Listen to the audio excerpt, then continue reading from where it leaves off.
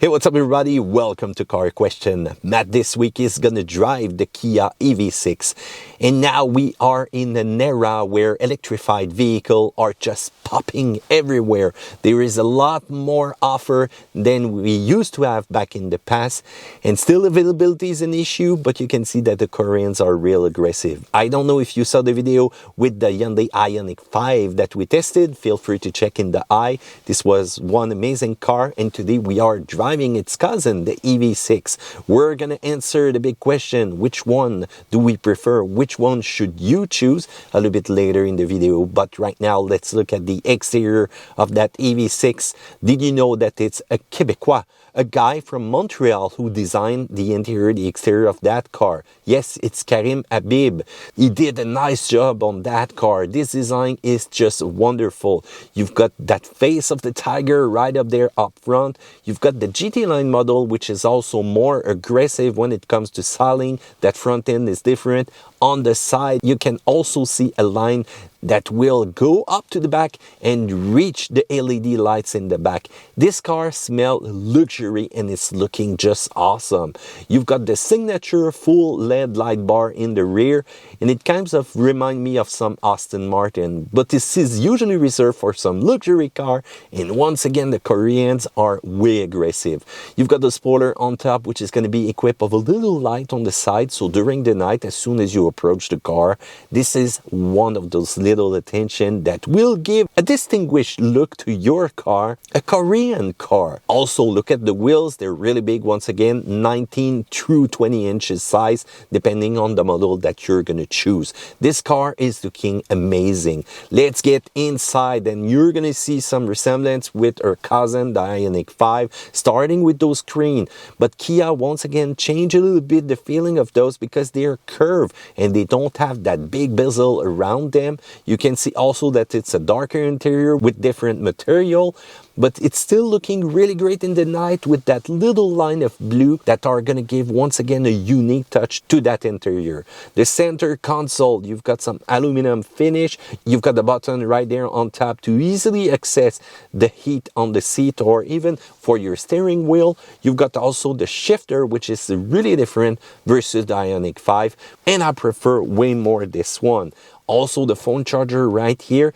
The only downside is that you cannot move that center console, but hey, don't worry about that. So, a lot of information through those screens, a cool multimedia system, once again, with some dark feature. You're gonna have your drive mode button, which is right here on the steering wheel, and you've got also that unique way of removing the button, because go back to the Ioniq, we had some physical button, and you can see the color were really different, but right now with the EV6, you press on the button, it's climate mode, you press again on that button, and it's radio mode. So I kind of love those features. It's looking like luxury once again. Comfort is really great. Look at those seats, unique styling. You don't get that leg support that the Hyundai Ioniq offers you if you want to sleep while charging, but it's still really comfortable up front. Once you get to the rear though, room for your feet is kind of amputated by the design of the seat. Otherwise, you cannot also move forward or backward the rear seat, but you're gonna have ample space and you can be really comfortable also. There's a lot of USB-C connector inside that car, something that the Hyundai lacks, and that's a must today. Still, you've got Android Auto, Apple CarPlay, a lot of feature. So let's talk about the engine and the battery of that car. If you go for a standard version, 167 horsepower, 258 pound-feet of torque. You can go for a long-range two-wheel drive car, which is going to be more powerful at 225 horsepower. But where things get interesting is with the LR all-wheel drive model. The long range is going to be good for 320 horsepower, 446 pound-feet of torque, and this is the car that we have right now. Acceleration are a blast with that one. So if you go for the two-wheel drive and the small battery configuration, it's going to be good for 373 kilometers of pure electric autonomy. And if you choose the bigger battery though, which is rated at 77.4 kilowatt hour, two-wheel drive version will go up to 499 kilometers, and if you go with all-wheel drive, that's going to be at 441 kilometers. 0 to 100 will vary from 8.5 seconds up to 5.2 seconds. This is some sports car territory. Top speed 188 kilometers per hour. Towing capacity is not recommended with the small battery, but you can go with the big configuration and get up to 2,300 pounds. A little bit more than the Ioniq also. How about the road feeling behind the wheels? Well, acceleration are really strong. Put it into sports mode, you're gonna see what I mean. This car is fast, this car is fun, this car is predictable. I really love the way it handles. Also, the suspension is kind of different. It's a little bit firmer than the Ioniq, so you don't get the rear trying to move strangely sometimes where there is big potholes. You can also see that this car loves to bite the road, even in winter with that all-wheel drive system. I can feel that there's something different with the algorithm with that car. It's kind of more predictable, more precise in some kind of way, even if I turn the different system off. It's sticking up to be a perfect balance between a sports car, a car, and an SUV. I just dig those kind of car, and you can see that this one will not deceive you. Even braking is precise. Usually with electric car, it's so artificial, but right now we've got a really fun car to drive. Let's talk about charging that battery. You've got 400 volts and 800 volts without separated controllers. So Kia says its battery can be charged from 10% to 80% in under 18 minutes when plugged in into a 350 kilowatt charger. So still, that's gonna have to be seen during winter. We did some dynamic charging. Look at those numbers though. Even if it's in French, you're going to see that something doesn't really add up because I was plugged into a 100 kilowatts outlet, which is not that cheap also.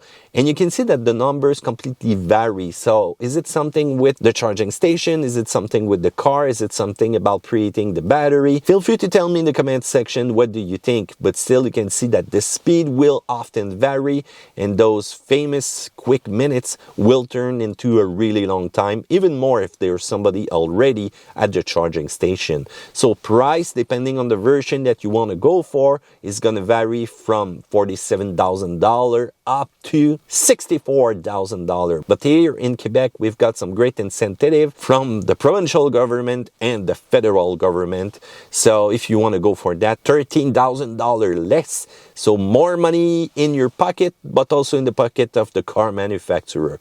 Still, the model that we have is a long-range all-wheel drive GT line Group 2 car. This is one of the most fully equipped cars that you can get when it comes to the EV6. So let's talk about charging time. Level 1 back at home is going to take around 68 hours. Geez, you need to have a cool charging level 2 station, 240 volt.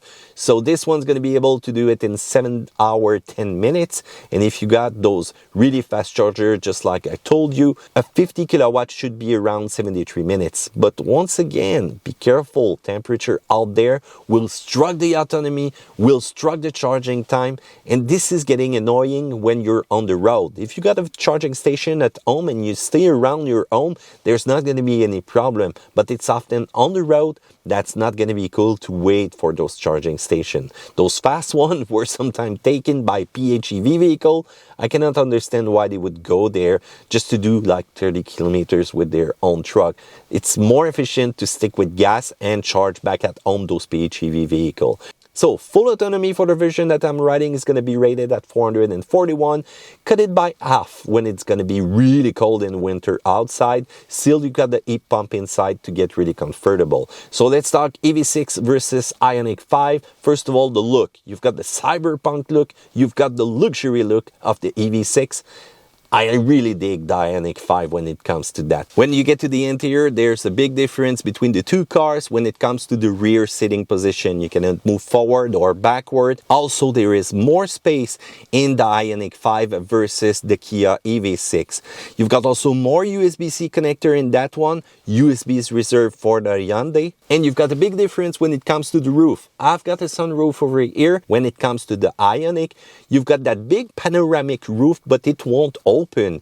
Also, sound system is also a big difference. We've got a Meridian sound system in that one. The Bose and the Ioniq just doesn't do it. Here, you can see that there's more quality, but you need to really raise the volume. And how about those physical buttons when it comes to the Hyundai that you cannot clearly see also because of the color contrast? Here, it's easy.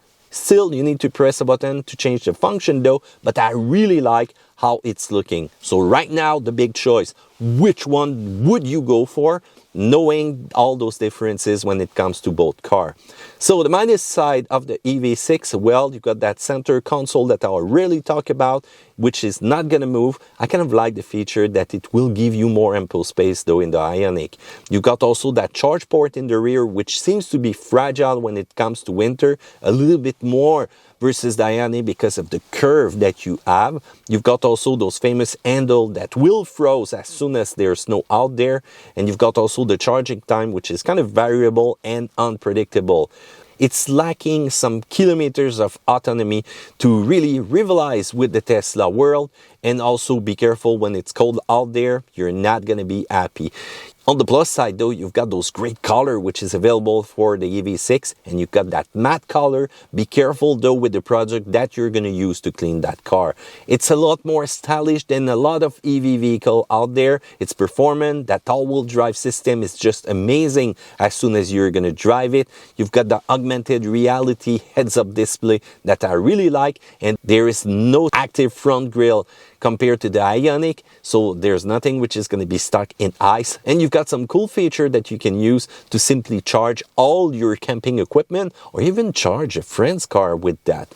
So the days that the Tesla were simply ruling the EV world is kind of getting to an end. There's still great car technology, yes, but there is more competition now when it comes to choosing the right car for you. So the future years are going to be interesting even more because we are going to get the GT version of that EV6, which is going to be good for 576 horsepower. That's the rumor. We're going to have to see that over time. Feel free to tell me what you think about that. Section comment is down there below. Thumbs up, subscribe, and I'll see you another time.